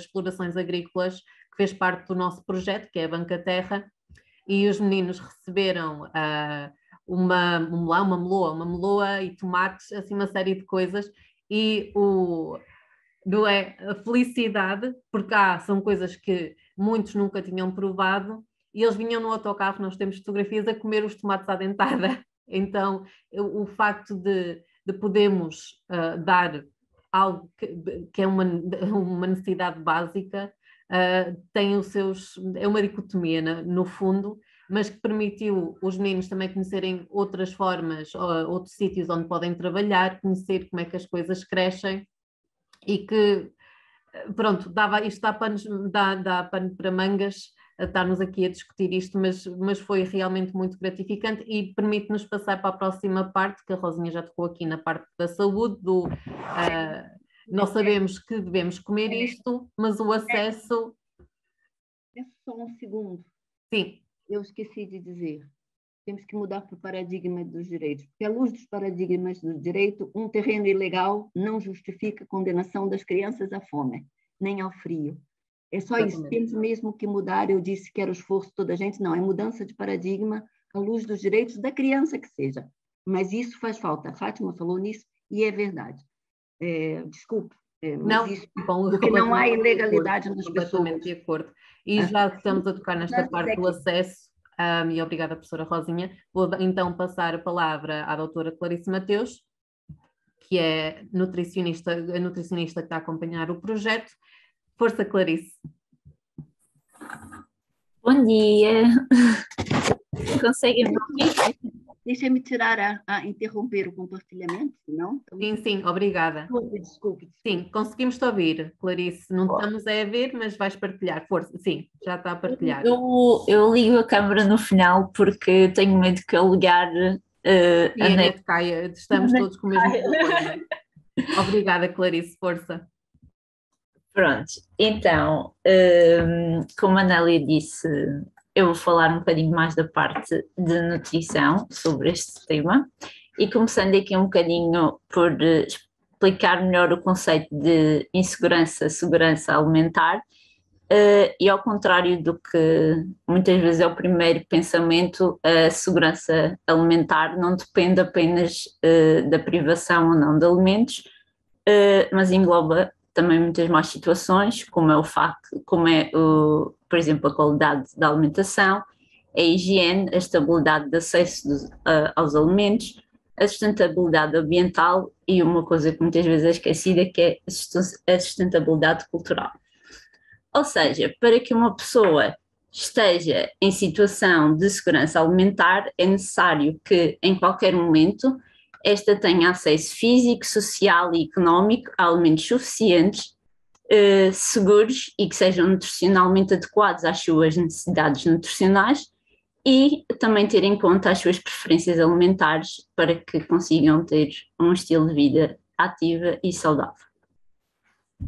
Da mesma forma que engloba diferentes situações, esta pode-se manifestar também de diferentes formas. E mais uma vez, muitas vezes o nosso primeiro pensamento vai para a fome, mas existem muitas outras consequências e manifestações da insegurança alimentar, como é o facto da desnutrição, das carências nutricionais, da doença aguda, hipertensão, doenças cardiovasculares, diabetes. Uma muito importante e que se calhar das que está mais relacionada e que muitas vezes não ligamos, a obesidade ou excesso de peso, e os déficits cognitivos e de aprendizagem, nomeadamente nas crianças. Existem várias causas para que ocorra, para uma família se encontrarem-se em situação de insegurança alimentar. Mais uma vez, a primeira é sempre, pensamos no desemprego. No entanto, a maior parte das famílias em Portugal têm alguém no agregado familiar, ou os dois pais, ou alguém a trabalhar. No entanto, os salários são precários, não são... os rendimentos não são suficientes para que tenham acesso a realmente uma alimentação de qualidade. Outro fator muito importante são os baixos níveis de literacia em saúde, principalmente.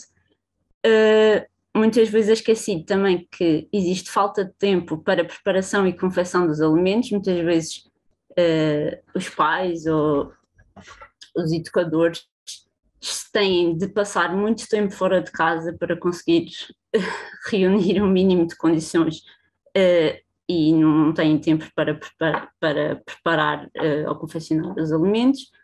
A falta de espaços físicos adequados para essa confecção ou para o próprio armazenamento dos alimentos e possivelmente existirão outras infelicidades que colocam muitas famílias nesta situação. Esta situação de insegurança alimentar pode ter diferentes graus, sendo todos eles muito importantes, mas aqui vou fazer só uma separação, porque também têm consequências diferentes. Ou seja, pode haver um tipo de insegurança alimentar mais ligeira, mais extrema.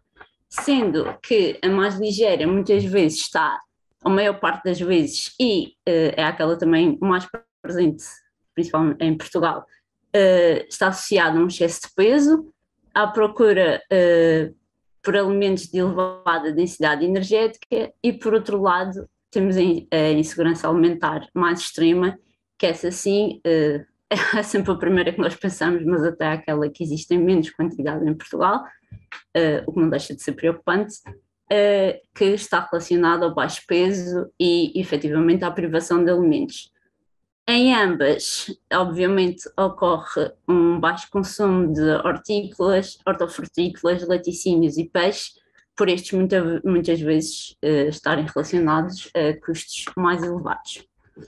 Queria destacar aqui que, sim, muitas vezes muitas famílias têm apoios alimentares, no entanto, os apoios que chegam são, maior parte das vezes, insuficientes e, entre aspas, vazios dos nutrientes que são realmente necessários para estas famílias, estes agregados e, consequentemente, as crianças terem os nutrientes que são necessários para a sua vida.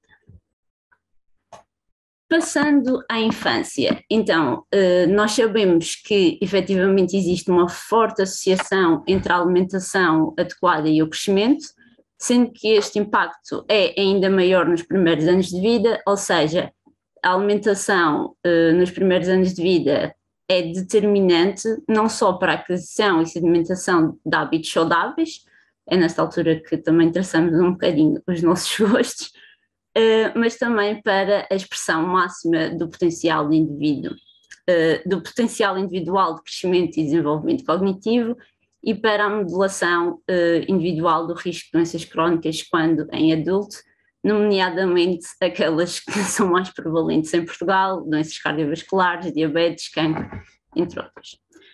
Ou seja, crescer implica aumentar o volume e o tamanho dos tecidos, dos órgãos, e obviamente que este período é efetivamente muito vulnerável acontece que as necessidades fisiológicas em nutrientes são relativamente mais elevadas do que as necessidades energéticas.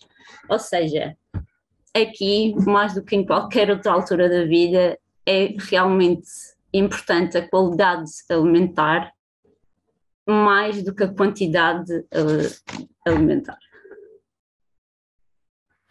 Temos então as necessidades nutricionais, que são o aporte necessário de nutrientes que é necessário para suprimir as necessidades fisiológicas, e quando este aporte não acontece, seja por excesso ou déficit do aporte calórico, seja por desequilíbrio ou não de nutrientes, ou dos dois juntos, e resultam então em repercussões a curto, como por exemplo deficiências, déficits de nutrientes específicos, e tem repercussões também a longo prazo, como as casos de patologias que eu já falei. Portanto, volto a afirmar que realmente nesta altura a oferta alimentar deve ser realmente variada e de qualidade, é muito importante, mais do que em qualquer outra fase da nossa vida, porque realmente traduz-se em muitas consequências. Eu coloquei aqui algumas recomendações. Estas recomendações são para crianças entre 1 e 6 anos.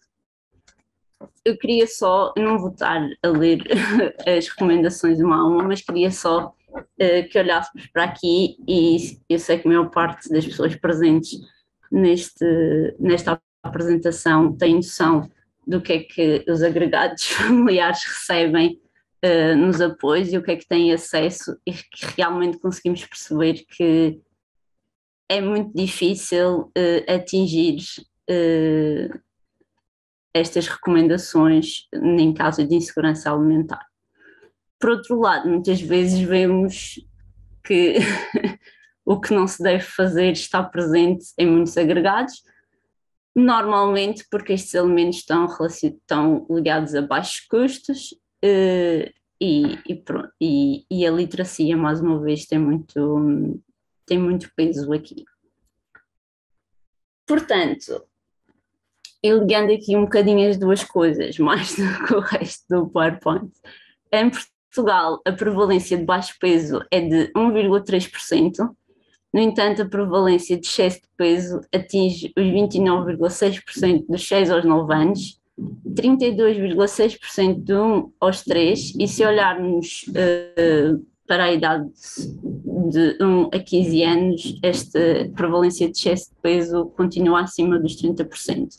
Portanto, é muito, e é uma coisa que temos de olhar não só para o baixo peso, que obviamente é muito importante e tem o seu peso, mas realmente não podemos olhar para o excesso de peso como uma coisa à parte da insegurança alimentar, porque não é de todo. As principais razões para que isto aconteça são, em Portugal, o excesso de consumo de produtos lácteos, o baixo consumo de produtos hortícolas, o elevado consumo de produtos açucarados, o elevado consumo de snacks doces e salgados, uma ingestão proteica muito elevada e uma ingestão de sódio muito elevada.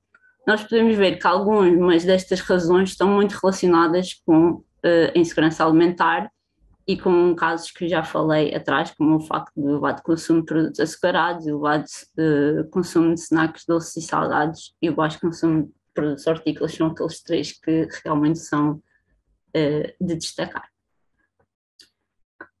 Eu coloquei aqui algumas frases que fui encontrando, que acho que são conclusões importantes e a reter destes dois mundos. Primeiro, que a obesidade é uma doença nutricional mais prevalente a nível mundial, sendo que Portugal é um dos maiores países com prevalência de excesso de peso, de obesidade, particularmente em idades pediátricas, o que é muito grave.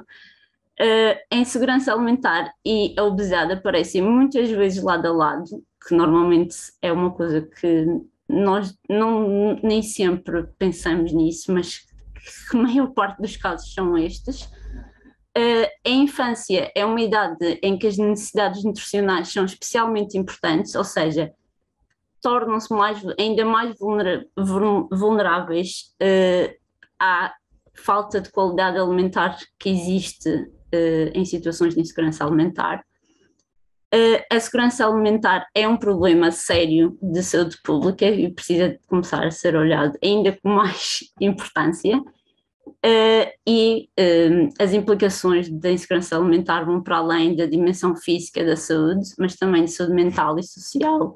E eu aqui não quis entrar muito por esta parte, porque acho que não me compete a mim, mas realmente isto é muito importante, não é só saúde física, existe também saúde mental e social, e em crianças que estão a começar os seus passos na sociedade e para as escolas, temos de ter muito, muito cuidado com isto.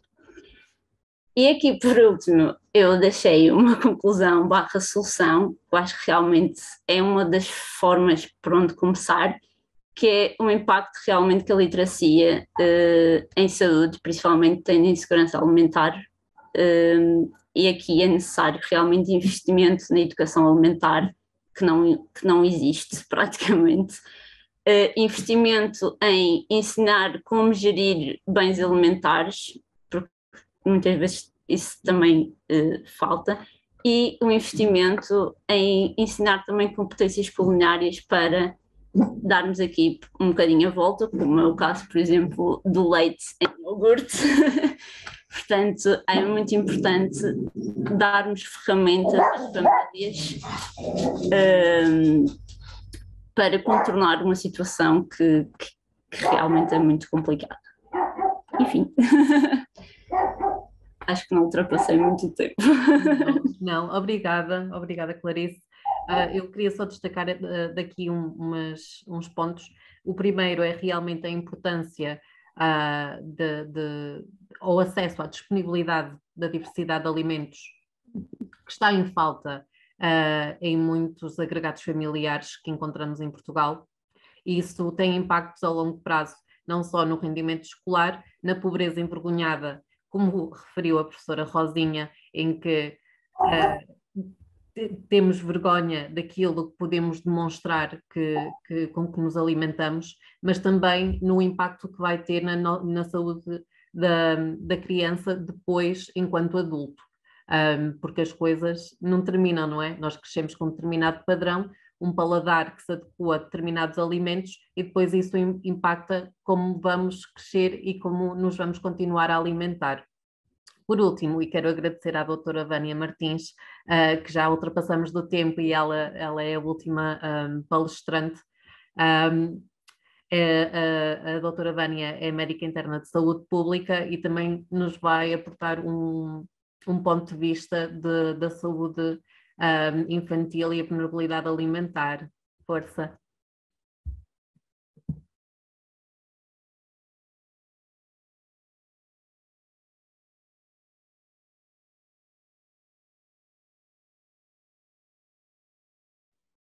Eu neste momento das vossas apresentações estou a sentir-me um bocadinho como aquela aluna que foi apresentar. Espera aí, que isto desapareceu agora. Não estou a compartilhar ainda. Veio a dizer, só para descontrair, que foi uma pessoa tão importante para os meninos dos ervideiros. Eu não Ainda bem. Foi mesmo. Mesmo. Pronto, eu estava a dizer que me estou a sentir neste momento um bocadinho como aquela aluna que foi que a Rosinha falou, que foi apresentar a roda dos alimentos. É assim, eu não vou trazer grande informação, além da que já foi apresentada pela colega, pela nutricionista Clarice Mateus, mas pronto, ainda assim venho trazer alguma informação a mais. Portanto, ok. Eu começo por falar um bocadinho sobre as principais patologias que encontramos no Concelho de Aveiro. Eu estabeleci o limite nos 18 anos, apesar de estarmos aqui a falar um bocadinho de crianças mais pequenas, mas para incluir não só a infância, mas também a adolescência. Se virmos as patologias mais codificadas nesta população, portanto aqui estamos a distinguir um bocadinho, já estamos a falar dos que têm acesso à saúde, ok? As patologias mais codificadas passam pela infecção aguda do aparelho respiratório superior, por exemplo. Restringindo as patologias analisadas mais à parte das patologias realmente Tirando esta parte das patologias agudas, já vemos que a principal patologia codificada são as doenças dos dentes e gengivas, onde se incluem não só a gengivite como as cáries, que já são, já conseguimos associar à parte da alimentação. Salientei aqui não só as doenças dos dentes e gengivas, a principal não aguda, mas também a obesidade e o excesso de peso. Neste caso aqui o excesso de peso como o patamar anterior à obesidade.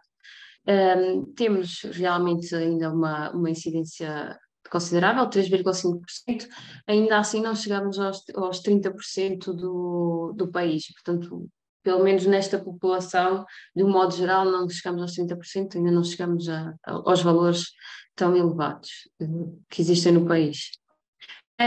De cáries, portanto, a cárie é causada por ácidos produzidos pelas bactérias, da placa bacteriana. Os sintomas aparecem já tardiamente, portanto, a prevenção passa por flúor, por uma boa higiene oral, a utilização de selantes e uma dieta adequada. Claro que isto é o que eu estou a dizer, é tudo na teoria, não é?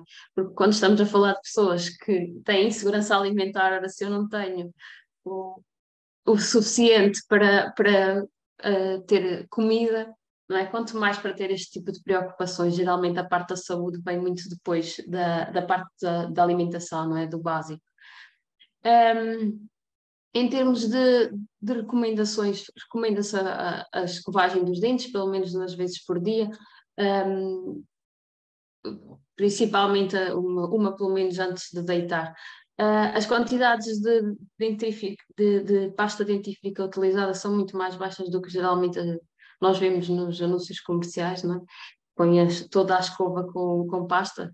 Aqui, em termos de 0 aos 3 anos, o que é recomendado é um bago de arroz, portanto é um gasto muito pequeno, e daí para a frente uma pasta, a quantidade do tamanho de uma ervilha, portanto também não será por aí, mas lá está, claro, é tudo uma questão de prioridades.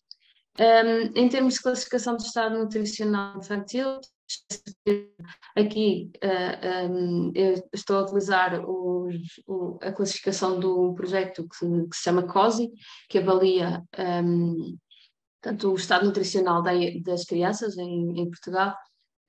Eles consideram o excesso de peso como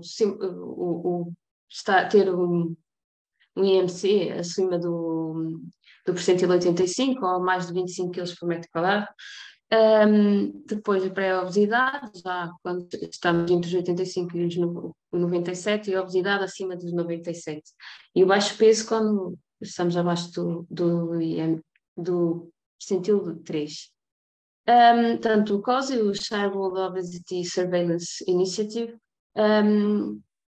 salienta que em 10 anos Portugal passou do segundo país europeu com maior prevalência de excesso de peso infantil para o 14º. Portanto, aparentemente melhoramos nesta questão. Ainda assim, lá está, como também a doutora Clarice referiu, o excesso de peso continua a afetar cerca de uma em cada 3 crianças. Portanto, ainda precisamos de percorrer muito. Portanto, em termos de hábitos alimentares também deste projeto, desta iniciativa, foi determinado que portanto, eu acabei por não pôr aqui as percentagens, mas a maior parte das crianças consome peixe ou carne 4 a 6 vezes por dia. Peixe ou carne, não, peço desculpa. Portanto, aqui faltam as percentagens, mas consomem muito mais carne do que peixe. À semelhança também de um bocadinho do panorama que a Rosinha deu, não é? Não é só nessa comunidade, isso é geral. Os frutas e legumes também não são consumidos diariamente. Até 3 vezes por semana, essas percentagens de crianças preferiram beber, por exemplo, sumo de 100% de fruta, cereais, pequeno almoço, batatas fritas de pacote, biscoitos, refrigerantes. Isto são tudo coisas que deveriam ser consumidas muito mais raramente. Em termos de atividade física, mais de metade das crianças referiu que pratica 1 ou 2 horas por dia durante a semana, ou 3 ou mais horas ao fim de semana. E mais de 50%, de 50% das crianças são transportadas para a escola de carro também. Pronto, isso não tem só a ver com a preferência, não é? Porque muitos preferiam certamente ir a pé, ir em bicicleta, mas tem a ver com outras contingências também. Portanto, em termos de comportamentos de sedentarismo, também, peço desculpa que eu não estou a conseguir ver, mas pronto, uma grande percentagem de crianças referiram que jogavam jogos eletrónicos 1 hora a 2 horas por dia. Aqui eu não tenho certeza no qual foi se foram mesmo considerados só jogos eletrónicos, mas mesmo não sendo jogos eletrónicos, sabemos que as nossas crianças passam muito tempo em frente a uma televisão. Se calhar dependendo da comunidade, não sei, no caso da comunidade de Gervideiros, se calhar não passaram tanto tempo, porque eles têm, não é? Não estamos a conseguir ouvir, Rosinha, mas acredito que esteja a concordar comigo. A chuva e estão em frente à televisão, com todos os outros meninos, o que é tremendo, não é? É um agravamento, sim. Agora eu não consegui perceber, então... O que eu quero dizer é que quando há chuva e que eles não podem estar no exterior, não havendo espaço coberto, só agora é que há, eles têm que ficar dentro de casa. Como não tem quartos, tem que estar na sala. A sala tem a televisão e lá está. Também são vítimas desse problema, infelizmente. Pronto, isto é geral, é geral.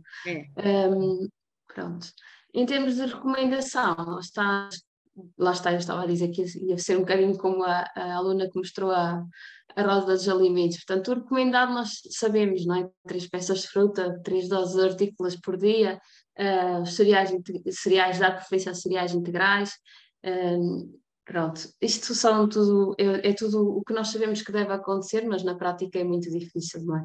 Principalmente quando dependemos de ofertas, não temos nós próprios a capacidade monetária para adquirir os nossos alimentos. Em termos de recomendação da atividade física, portanto, também já sabemos que a atividade física é boa para tudo. Toda a atividade física conta, portanto, não é só ir ao ginásio, não é só ir fazer uma atividade especificamente, mas tudo conta, limpar a casa conta, portanto, todas as atividades contam. Tanto para crianças e adolescentes estão recomendadas mais de 60 minutos por dia de atividade física, mais de 3 vezes incorporar atividades de fortalecimento muscular e ósseo, limitar o tempo, lá está, o tempo despendido em comportamento sedentário, particularmente no uso dos ecrãs. Em termos das ações desenvolvidas pelo ACES, nós temos o Programa Nacional de Saúde Escolar, que desenvolvemos, que gostaríamos de desenvolver em todas as escolas, não é? Dentro deste, desenvolvemos o projeto Na Medida Certa. É um projeto que tem como finalidade promover uma alimentação saudável e também promover a atividade física. Lá está, nós passamos muito pelos ensinamentos, okay? Não a outra parte de como é que isto vai ser posto em prática realmente pelas famílias, não conseguimos ajudar tanto nesse sentido. Em termos de saúde oral, temos o Programa Nacional de Promoção de Saúde Oral, que neste caso não se aplica só às crianças, aplica-se também por exemplo, populações mais desfavorecidas também têm direito. Temos alguns constrangimentos na aplicação deste programa. Ele está a passar, não por nossa vontade, mas pela atribuição dos cheques dentista, que certamente conhecem. Estão a ser planeados outros projetos para intervenção mesmo nas escolas também, em articulação com o Programa Nacional de Saúde Escolar, mas infelizmente não temos no Concelho de Aveiro para já estruturas que nos permitam fazer, por exemplo, o atendimento das crianças no centro de saúde, que seria o que nós preferíamos. Portanto, eu tenho aqui algumas ideias do que é que podemos fazer, lá está, incentivar a adoção de hábitos saudáveis desde a infância, como disse a doutora Clarice Mateus, é desde desta idade, os hábitos que nós criamos na infância vão nos acompanhar mais ao longo da vida, é muito difícil mudarmos os hábitos depois disso. E além disso há questões, por exemplo, uma criança obesa terá sempre mais dificuldade de se tornar saudável no futuro. Mas está demonstrado, há estudos que demonstram que o excesso de peso ou a obesidade na infância faz com que a pessoa tenha muito maior dificuldade no futuro para ultrapassar isso. Aumentar a literacia em saúde da população, eu sei, como a Rosinha disse, que eu entendo que eles se sintam mais integrados ao comer o bulical, se sintam melhores, mas se calhar até podia mesmo passar por aí e dizer, olha, tu estás a comer um umbilical, mas tu é que estás a fazer mal, dizer aos colegas, eles demonstrarem que eles próprios sabem e que o que eles estão a fazer é melhor, não é? Comer uma peça de fruta, comer e se calhar passar também por aí, eles próprios estarem a melhorar a literacia dos outros, porque eles não são inferiores, eles sabem, não é? E lá está, sermos e ajudarmos a criar modelos de bons hábitos, porque que lá está, aqui estamos a falar de pessoas com restrições, mas os hábitos não são só das crianças, não é? O problema não são só as crianças, o problema são as famílias, são, ainda mais agora exatamente neste tema, quando estamos a falar de pobreza, nem sequer são as crianças que estão elas acabam por ir de arrasto na situação, não é? E tentar ajudar também os pais, para os próprios pais perceberem o que é que podem fazer, o que é que conseguem. Por exemplo, como foi feito no projeto dos Hervideiros, a criação da horta, a criação do pomar, são coisas que não terão tanto a ação das crianças, elas podem ajudar, sim, mas se calhar também incentivar os adultos a mostrarem, eles próprios sentirem orgulho e mostrar que conseguem fazer melhor e daí depois também educar as gerações futuras. E assim termina a minha... Pronto, peço desculpa se não foi assim muito ao encontro do que estavam à espera. Obrigada, Vânia. Eu queria só aqui salientar, se calhar, alguns pontos. O primeiro é, como a Rosinha falou, inicialmente isto é um problema estrutural e tem que partir de uma resolução top-down, não é? Nós fazemos o nosso trabalho bottom-up para que as coisas cheguem aos decisores políticos, mas a necessidade de implementar uma lei de direito humano à alimentação e nutrição adequada, existirem políticas públicas que realmente reforcem isso em territórios diferentes, não é? Porque nós vivemos à beira de um território que o centro é muito mais urbano, se quisermos dizer, mas os concelhos e os distritos à volta existem meios muito rurais e que isso depois também vai realçar como as crianças e os adultos possam comer e se têm acesso a uma horta, se não têm, e de realmente continuar com este trabalho de implementar uma horta. É obviamente muito importante, mas é algo que queremos trazer a todas as famílias que estão em situação, não é que queremos trazer, mas que deveria acontecer ou existir uma forma das pessoas conseguirem aceder a esse tipo de alimentação, porque realmente está muito complicado e depois vai ser um documento público. O diagnóstico de necessidades que fizemos junto dos beneficiários que participaram no nosso projeto, e de facto é realmente muito complicado existirem agregados familiares que têm 200 euros para alimentar 6 pessoas durante um mês. Nós temos que fazer escolhas. As escolhas é o que vai durar mais tempo e não o que é que nós preferimos comer naquele dia. Portanto, é realmente muito importante reforçar esse ponto e do trabalho que tem que vir também de cima para baixo para que isso seja possível. De resto, eu sei que nós já passamos bastante do tempo, então não me queria alongar muito, mas eu vejo que há aqui uma pergunta da Maria Manuel e vou só ler alto. As instituições que apoiam as famílias carenciadas não articulam com os hipermercados locais de forma a ter acesso a verduras, fruta e peixe. Todos sabemos que os hipermercados deitam fora muitos desses alimentos ainda em boas condições. Pronto, Maria Manuel, As instituições com quem nós trabalhamos no projeto doam algumas coisas. E não só os agricultores e agricultoras locais de Aveiro, com quem nós temos estado a trabalhar na promoção de circuitos curtos agroalimentares e também do produto nacional, também fazem donativos. Os hipermercados, em termos de números do que oferecem de frescos, é muito reduzido, até porque tem a ver com normas da ASAI e as próprias regras que as grandes superfícies têm.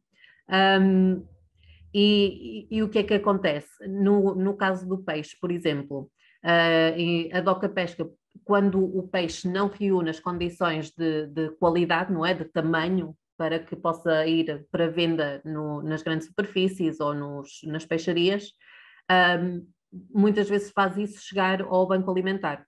O que é que pode acontecer? Por exemplo, o banco alimentar pode não ter espaço de refrigeração para que se mantenha lá e depois se dê à família no próximo dia. Se for numa sexta, as instituições fecham a partir das 5, 5:30 da tarde, também não é possível fazer chegar esses alimentos. Portanto, por vezes pode acontecer, mas com estes constrangimentos todos de transporte, de armazenamento, isso pode limitar o que chega e não chega às famílias. No caso quando é frutas ou hortícolas, o que é doado é em número muito, muito inferior, e isso dá para aguentar se forem coisas que não estiverem ainda muito maduras, e aí sim vemos isso acontecer. Mas é realmente mais escasso. O que nós vemos é serem feitas as doações dos bolos, das bolachas, da massa, do arroz, do atum. Portanto, estamos muito ainda nesse nível. O trabalho do projeto da Terra à Mesa foca-se muito nesta interligação com os agricultores e agricultoras locais, exatamente para criar estes canais em que possamos fazer os alimentos frescos chegar às famílias.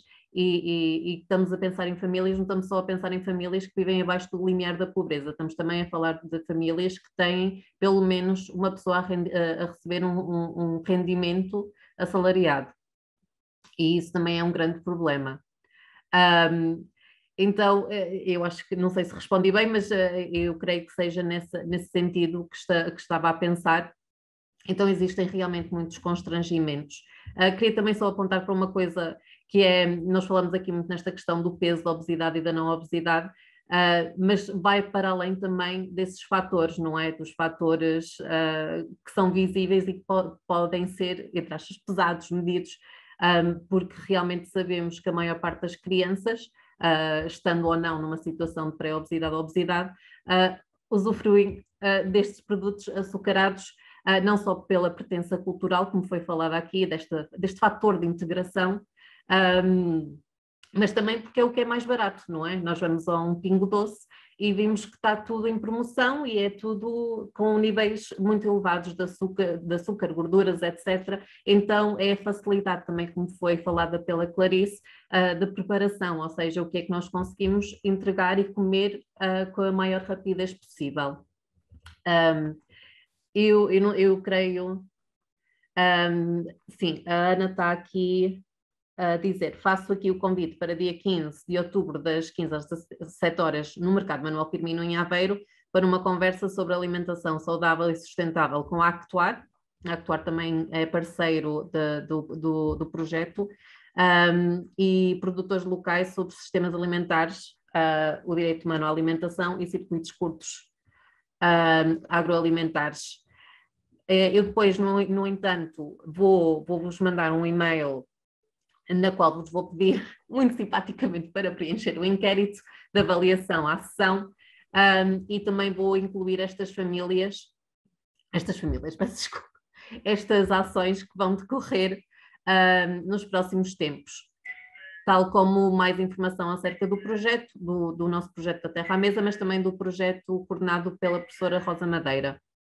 Não sei se existem mais alguma questão, mas antes disso quero agradecer a todas as palestrantes que estiveram connosco hoje, foi realmente enriquecedor, e também às pessoas que estiveram muito atentas aqui nestas quase 2 horas, que se mantiveram todos e todas. Portanto, muito obrigada e boa continuação e até uma próxima. Obrigada. Tchau, tchau. Bom dia a todos. Muito obrigado, até uma próxima.